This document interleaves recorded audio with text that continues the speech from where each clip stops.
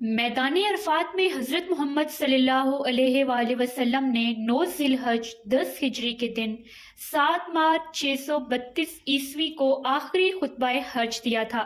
آئیے اس خطبے کے اہم نکات کو دہرا لیں، کیونکہ ہمارے نبی صلی اللہ علیہ وآلہ وسلم کی تاکید تھی، میری ان باتوں کو دوسروں تک پہنچائیں۔ اے لوگو سنو، مجھے نہیں لگتا کہ اگلے سال میں تمہارے درمیان موجود ہوں گا۔ میری باتوں کو بہت غور سے سنو اور ان کو ان لوگوں تک پہنچاؤ جو یہاں نہیں پہنچ سکے۔ اے لوگو، جس طرح یہ آج کا دن، یہ مہینہ اور یہ جگہ عزت و حرمت والے ہیں، بالکل اسی طرح دوسرے مسلمانوں کی زندگی، عزت اور مال حرمت والے ہیں۔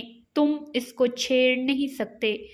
لوگوں کے مال اور امانتیں ان کو واپس کر دو۔ کسی کو تنگ نہ کرو، کسی کا نقصان نہ کرو، تاکہ تم بھی محفوظ رہو۔ یاد رکھو تم نے اللہ سے ملنا ہے اور اللہ تم سے تمہارے اعمال کی بابت سوال کرے گا۔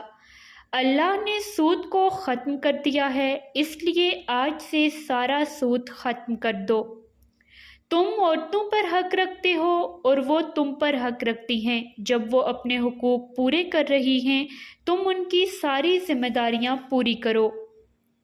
عورتوں کے بارے میں نرمی کا رویہ قائم رکھو، کیونکہ وہ تمہاری شراکت دار اور بے لوث خدمت گزار رہتی ہیں۔ کبھی زنا کے قریب بھی مت جانا۔ اے لوگو، میری بات غور سے سنو، صرف اللہ کی عبادت کرو، 5 فرض نمازیں پوری کرو، رمضان کے روزے رکھو اور زکوٰۃ ادا کرتے رہو، اگر استطاعت رکھتے ہو تو حج کرو۔ زبان کی بنیاد پر، رنگ نسل کی بنیاد پر تعصب میں مت پڑ جانا۔ کالے کو گورے پر، گورے کو کالے پر، عربی کو اجمی پر اور اجمی کو عربی پر کوئی فوقیت حاصل نہیں۔ ہر مسلمان دوسرے مسلمان کا بھائی ہے، تم سب اللہ کی نظر میں برابر ہو، برتری صرف تقوی کی بنیاد پر ہے۔ یاد رکھو تم ایک دن اللہ کے سامنے اپنے اعمال کی جواب دہی کے لیے حاضر ہوگے۔ خبردار، میرے بعد گمراہ نہ ہو جانا۔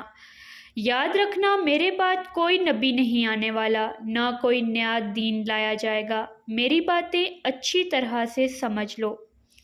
میں تمہارے لیے 2 چیزیں چھوڑ کر جا رہا ہوں، قرآن اور میری سنت۔ اگر تم نے ان کی پیروی کی تو کبھی گمراہ نہیں ہوگے۔